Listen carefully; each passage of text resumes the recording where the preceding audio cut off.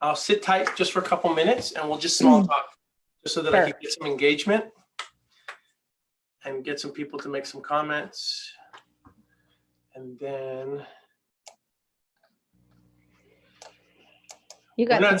we're not screen sharing, so you can't see my screen. I know we are live. Okay. So I just don't like it when because I'm using two monitors, so I don't like looking at this that way. And smart. That's how it's going to be just for now. Okay, so if you guys are just logging in, can you just give me a quick like or a thumbs up, or just let me know that you hear the sound okay? We'll get started in about 2 minutes. And in the meantime, I'll just share with everybody my relationship with Dr. Trammel, who I grew up knowing as Miss Regina Chow. So we both went to high school together over in Eagle Rock. She was somebody that I always looked up to and always admired.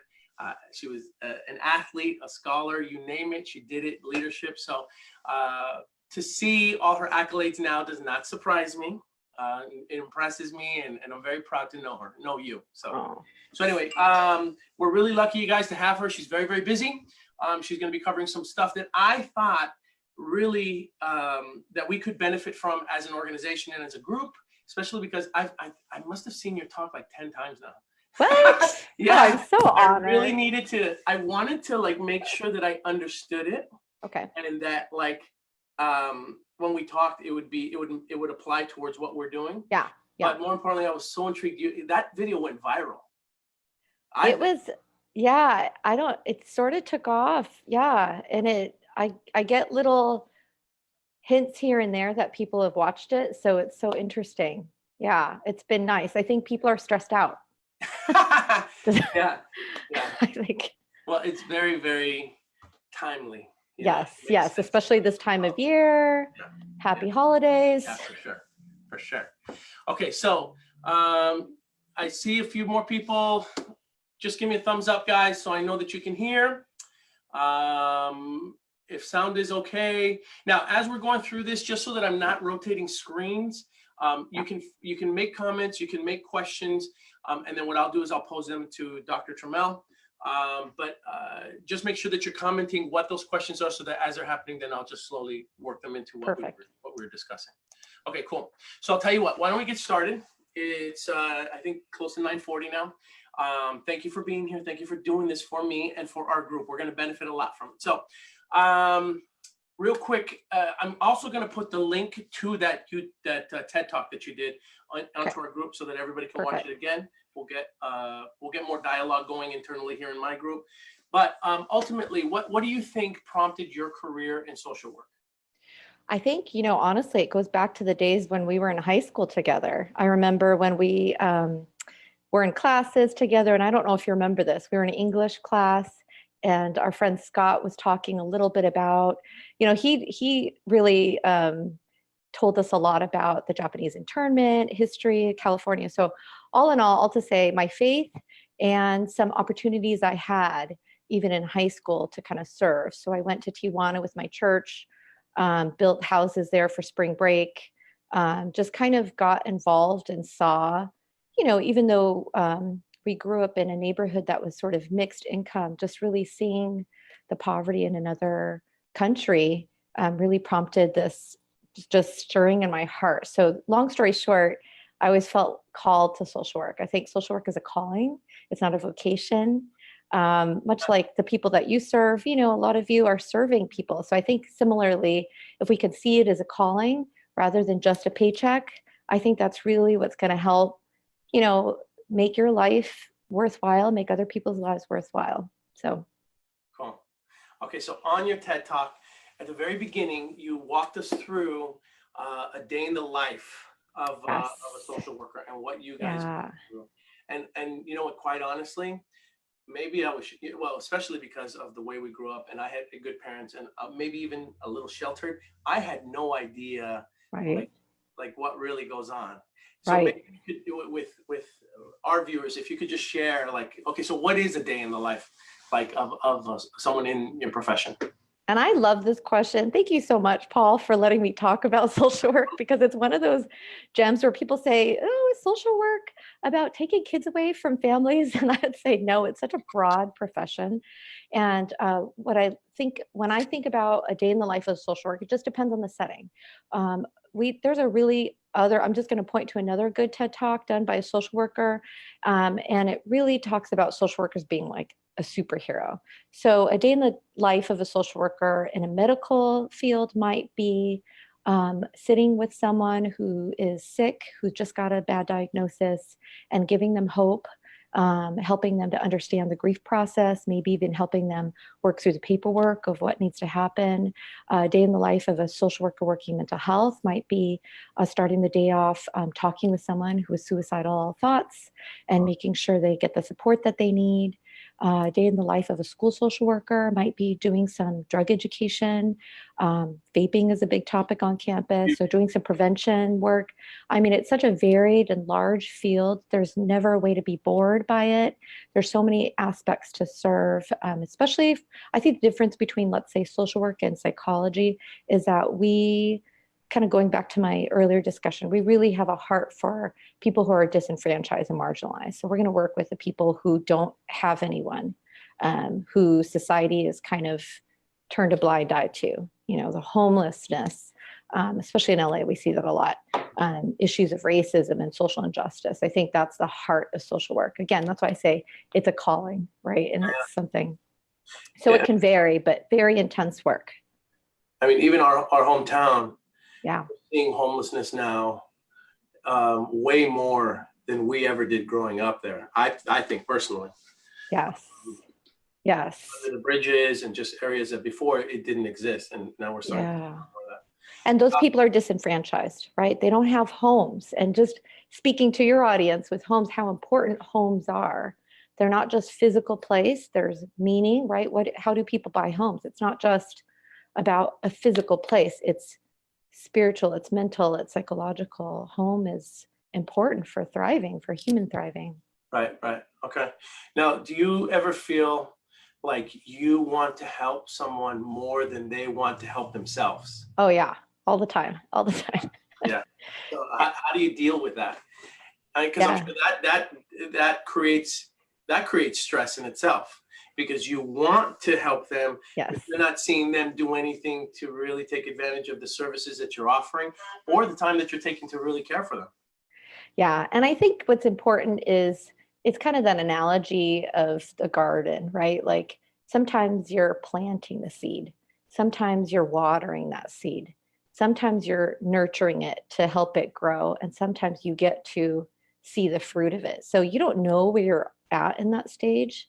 So for instance, a statistic for a woman who's caught up in domestic violence, it takes about 11 times before she's ready to leave an abusive relationship. So you could be planting those seeds and it looks like someone's resistant or someone's not ready, but that work isn't void. It doesn't go void. So you don't know where you're at in that process. So I just always chalk that up to my faith of like, I don't know where I'm in that process. That's between them and where they're ready, but I just need to be faithful in doing my part. Right. Because I'm here. Right. Yeah. And do you ever think like, well, sometimes it's falling on mute ears? For sure. But you're always, you know what? I have 2 teenage sons. So we know what you do too. You know what mute ears sound like, but you know what? It's getting in. Right. It's getting in. So if you're there, if you show up, if you're present and they can see you're authentically for them, I think that's not going to fall on deaf ears. Okay. So I think you'd agree that your profession is probably one of the most selfless of all. Yes. Yeah. Yes. Okay. Social workers are horrible at taking care of themselves. That's a statement. I'm sure real estate agents too. Well, no, it goes back to that saying, the mechanic that won't work on his car, like the mechanic that's driving a junk, so. That's right. Okay. That's Do right. you think the stress is directly related to how selfless that profession is? Absolutely. Yeah. I think it becomes you're seeing hurting people. So you sometimes feel like if I'm not doing it, no one else will. And what will happen to this person? And so it's carrying that stress, right? So, and usually social workers work in agencies where there isn't a lot of funding. This is mostly people don't get a social work degree to make a lot of money, right? That's not typically what people think about, but it's a good living. And I'll just say, people take on probably a lot more than they should. That people in charge need to remember that there's human beings behind the work, and they need to take care of the people who are serving too. Right. How do you keep it from spilling on over when you go home? Like, how do you draw that line? Because even in our profession, it gets very blurry, and even my spouse sometimes is like, really, you're going to take that call again? So, how do you do it personally? Yeah, I think that's a good question, because I think similarly to your profession, I mean, you could get a call in the middle of the night, right? And typically that is something that people need to do. Now, I think it's just about triage, right? What's priority? What can wait till tomorrow? So there's wisdom in the practice that builds over time. And we call that social work practice wisdom. I would say probably realty practice wisdom too. Yeah. You start to realize, okay, what's really important, what's not. So the really important urgent things are probably rarer than the day-to-day kind of stuff that could be put off. So it's organizing your day. I'm a believer of taking a Sabbath, of taking a full day off. Just as an example, I was in my Ph.D. I was working full time. I had 2 little kids, and my husband also worked full time. And we took a Sabbath. I did not do any homework. We didn't do any work. We took a whole day just to rest, have fun, be together as a family. I just think those moments as a rhythm as every week, that's kind of this mindfulness practice of taking time just to be human, just to acknowledge that you've got limits. Right. You're built with limits. And it all worked out. Even taking that day off, everything It worked out. Yep, that's right. There's some trust behind that. So are you willing to share one of the most stressful experiences that you might have had? And how did you apply? Well, actually, before we even get there, so let's talk a little bit about mindfulness, and then we'll go back to an experience. Sure. So I saw the video. How would we define being mindful of others? And then let's talk about how to apply it. Yeah, so I'll point to this researcher named John Kabat-Zinn. So he's the one who really did a lot of research on mindfulness as we know it here in the West. But mindfulness really comes from Buddhist religious tradition. And so we've kind of adapted it to our Western busy lifestyle. So the way he defines it is paying attention to the present moment with awareness. Because how many times have you driven somewhere, Paul, or anyone listening, and then you forgot where you're going, right? Like 2 minutes ago. Yeah, exactly. And so sometimes we're mindless. We don't pay attention. And it's not just paying attention and focusing cognitively, it's how am I present? I really believe in this idea of embodiment. Like there's something great about us being able to meet on screen, but it's even better when you're together in a room, right? And all of us, right? So this is a great forum. I think we can reach a lot of people through social media, but there's something about really attending, being aware, living life. So I would just say the technical term, being present, fully attentive with awareness, but also I would just put it as live life, live it, be fully immersed in it, understand that it's temporary and we got to live it fully. Okay, so now help me apply mindfulness when all hell's breaking loose. Okay. Right? Okay. Like, give me a scenario. Yeah, go ahead.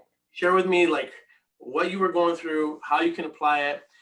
I might even throw in a recent experience I had, how I could have handled it better using mindfulness. Sure. Right? Yeah. I think. Ask you to Yeah. So one example, just as a quick, like fun little way of thinking about it is I'm writing a dissertation. The kids are wreaking havoc in the background. Someone needs to get picked up and dinner's in the oven literally at the same time. And it's just, I just want to make a general statement of we all have these intensive periods of our life. I remember 10 years ago, my husband and I were going through just marital conflict. That's just a typical thing. And, I think that was really stressful. And so I would just say mindfulness and its practices at that point is just to really, again, be able to prioritize what is important to me in life right now. To tune in. Okay, what can I let go and say no to? What do I have to say yes to because that's where I'm called and this is where my value is? And so I would just say, even in those moments, see what happens is when you're stressed out like that, Paul, or I'm stressed out like that, or anyone listening is stressed out, we don't think, we just react. We're in fight, flight, or freeze, right? And usually we're fighting or we're fleeing, or some of us just, okay, now I don't know what to do. So being able to use mindfulness kind of brings that reactivity down and then helps us then to think about, okay, how do I act now? So mindfulness isn't just about, okay, let me be aware, but now there's a commitment. How do I accept where I'm at and then commit to move forward? So my commitment at that time, just as, let's say I would say this is 10 years ago, my commitment was to my marriage. So I'm going to prioritize that. We spent a lot of more time together. We spent a lot of time caring for each other, in small and deep ways. And it was saying no to some other, just extra activities. Dissertation time, it was saying no to making dinner. It was like literally, I'm going to write, kids, you got to take care of yourselves for a little bit, because I had to say yes to that. And that's temporary. And that's a temporary time. So when things get intense, what is it? What's my calling? What are my major commitments? I think mindfulness brings that down, brings that, mindless reactivity down. Okay, so if I'm dealing with, and I'd rather use myself, right?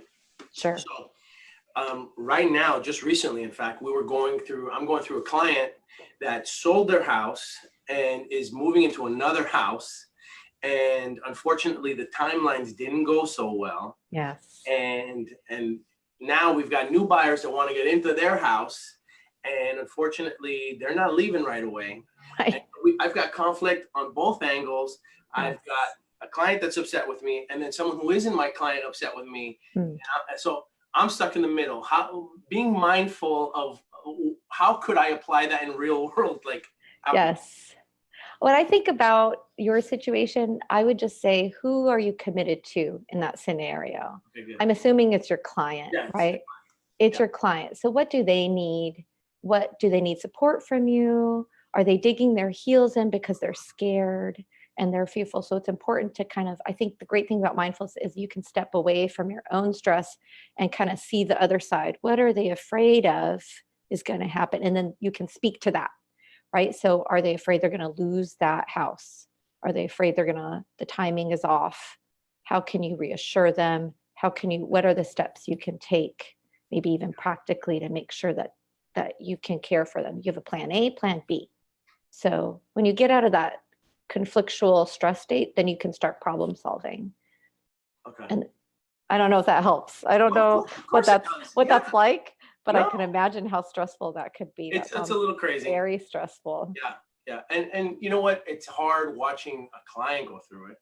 Yes. Because you feel almost completely responsible. Of course. And it's such a difficult place to be in, because you did the best that you could, and yet they still ended up in that situation, if that makes sense. Like you worked really, really hard, but they're still in a tough situation that's not comfortable for them, and it's creating havoc for everybody else. But I think that's actually a good point as to where our professions are really similar, where we feel really responsible for the outcome. And and yes, some of that's in your control, and the client would say it's completely in your control. 100%. But on this side, we know, no, we don't. We wish we had that much control. Yeah, no, we'll get thrown under the bus pretty quick. Yes. Pretty quick, but it's part of what we do. It's part of service. Yeah. It's a service related industry for sure. Okay. During the talk, you talked about that breathing exercise, which I thought was really good. Do you do that often? Do you practice meditation? We all, at least for me, and for people that do, I don't do yoga, but for people that do yoga, we talked about the oxygenation of the body and the deep breaths and all that. Right. I do a lot of deep breathing, and I do some meditation, but how can that also help us, like with our stress?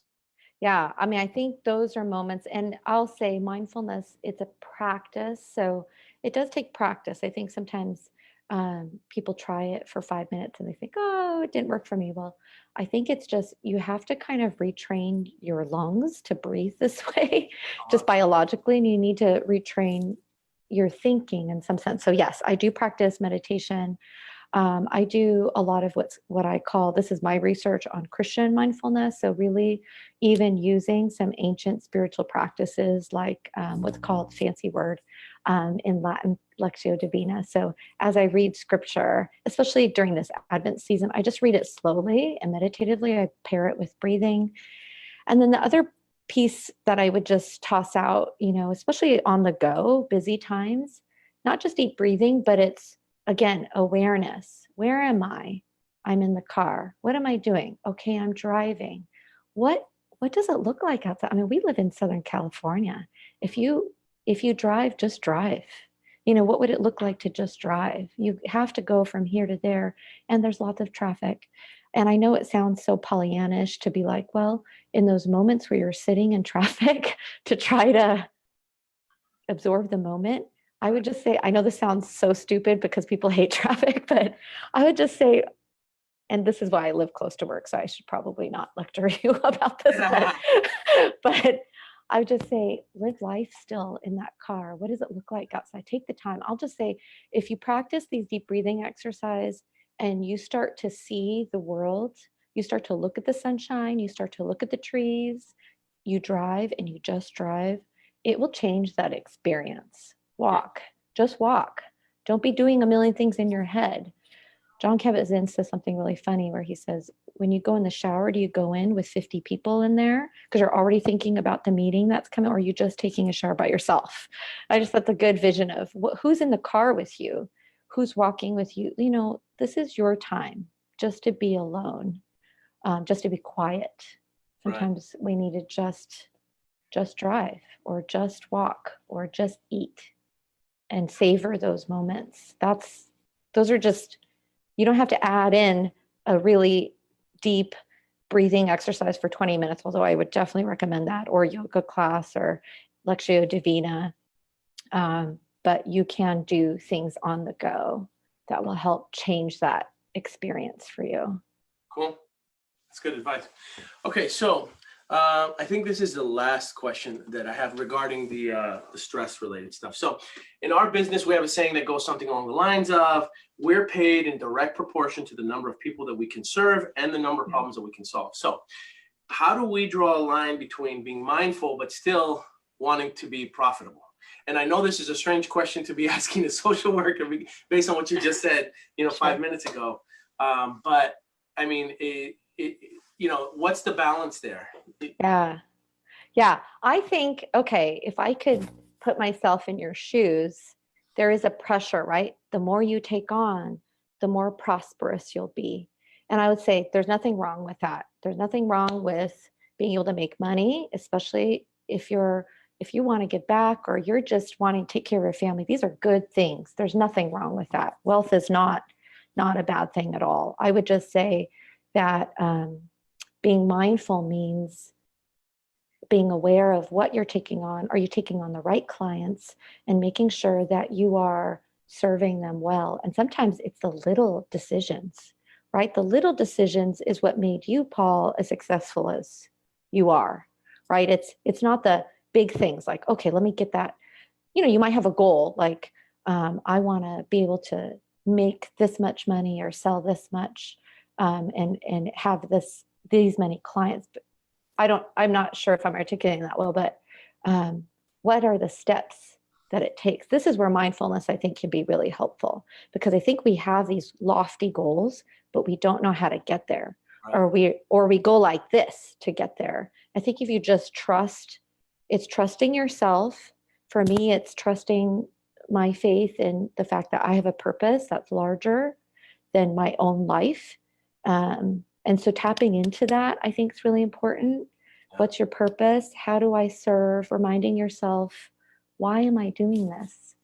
Maybe it's, I believe in a home. There's something really neat about a home. I'll just keep coming back to that theme of, Right. please don't take that lightly. You know, home means a lot. My kids don't like moving. They don't like, you know, it's comfort, it's belonging, it's identity, it's all these things. And so if you can, that's I think how to be mindful in that process. What is home to these clients? I think you're going to be more successful if you can tap into that and know each person. This is a relationship service industry. Every person is different. You've got to adjust. Same thing as social work, same thing as real estate. This family needs this, but they think they want this. I think I know them better than them. I'm going to advise them. Results are up to them, but they appreciate, I'll just say, you know, I think anyone appreciate any kind of advice based on the fact that you know your client. Got it. That's good advice. I like the part about the purpose, having a higher purpose.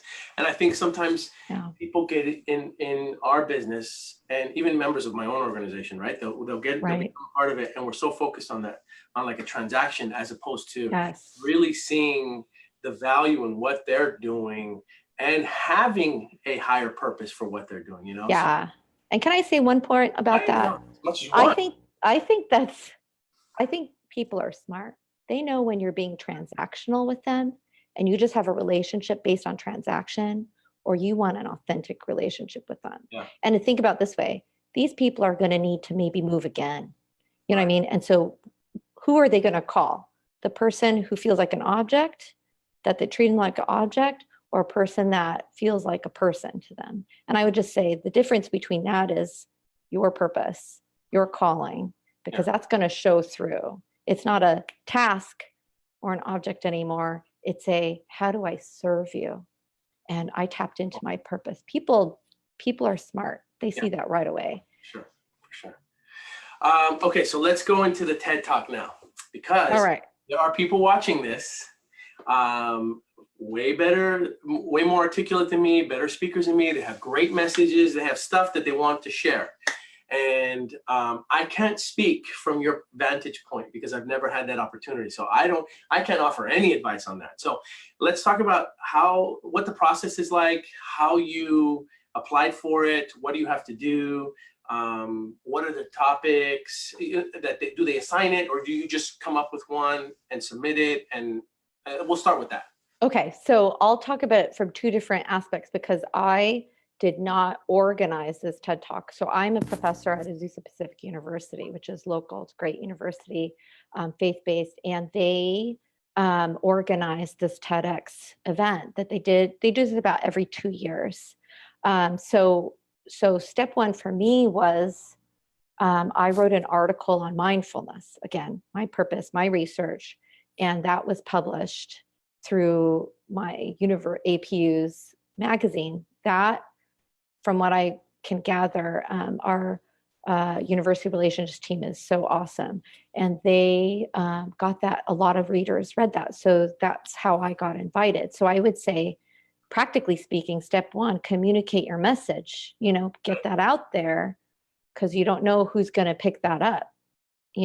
Like this is a good example. I'm communicating the message. Paul wanted me to talk about how do we de-stress. So you got to put yourself out there. Maybe I think, Paul, you're a good model for this. You make these Facebook videos, writing articles. I think that's going to be really important and huge because people want content and good content.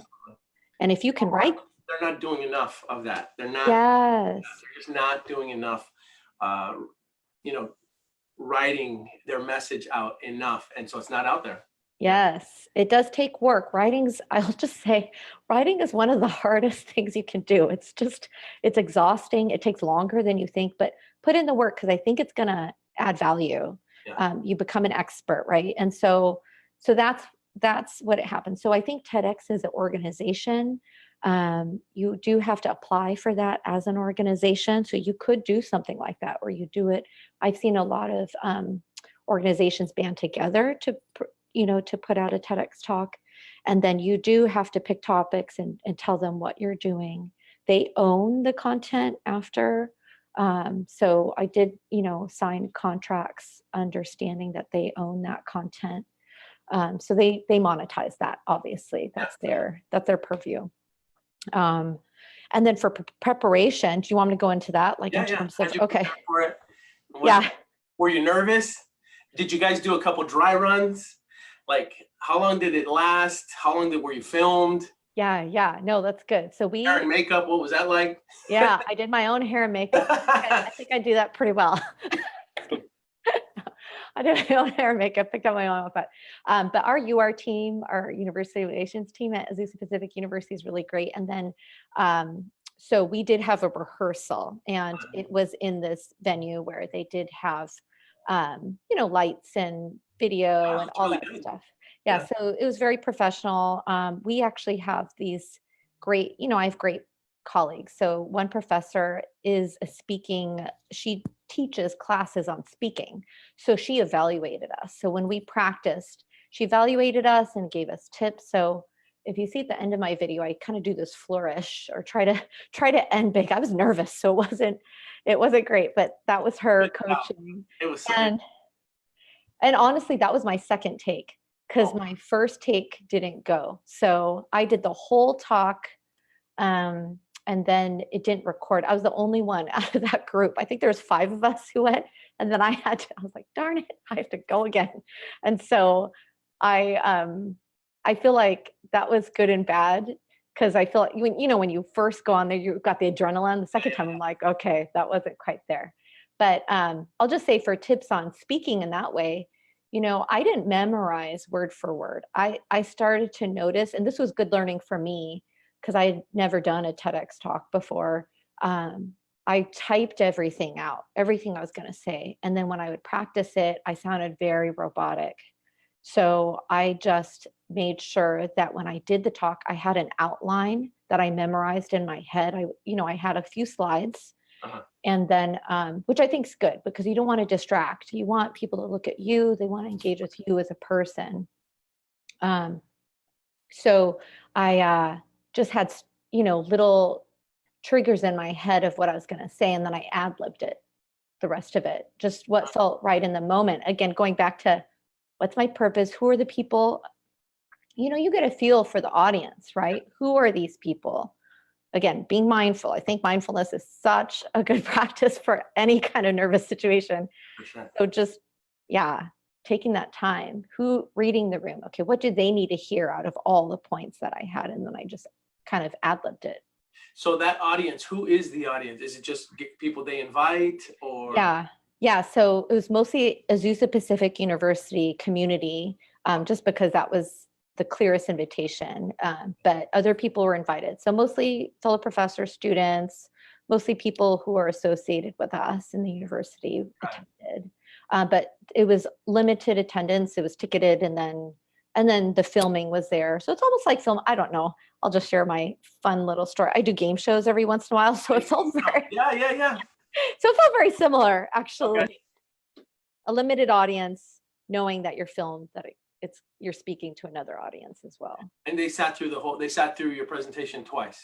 Yes, that was nice of them. That's good. I'm telling you, I really wanted to make sure that I absorbed it, and so I think I've seen it like 10 times now. I know, that's so sweet. Thank you. Yeah, because I wanted to make sure I understood. That's why it went viral, Paul. Oh, stop watching it. Stop. Okay, cool. Well, so the people that are watching, so I guess the message for them is either try to get with other groups and organize one, or find one that's already being organized. Do they ever do like submission calls? I think it depends on the organization. So it isn't, TEDx is almost like franchised, if you could think about it that way. So whoever the organizers are of those so for instance, I have a friend in Chicago. He was on a TEDx talk because that city, and he owns a therapy practice, that city organized a TEDx talk. So he was already in relationship with the Chamber of Commerce, I think, city organizers, city planners. So sometimes I know Long Beach does one. I want to say there's certain pockets in LA that do this. So it's just tapping into that, or banding together, asking that, let's figure it out. I'll try to. I mean, I would probably tell someone one of the best ways is just go be an audience member first, right? Go sit in and participate that way. Get to know those people. There, right. And then, hand out some cards, talk to some people. Yep. So, I mean, that's advice I need to give myself. Yeah. Be there. Be present. Show up. Yeah. Okay. All right. Well, let me see in terms of like questions, if there were any that were posted. Now you're going to see the side of my head. No worries. Just hold on one second, guys.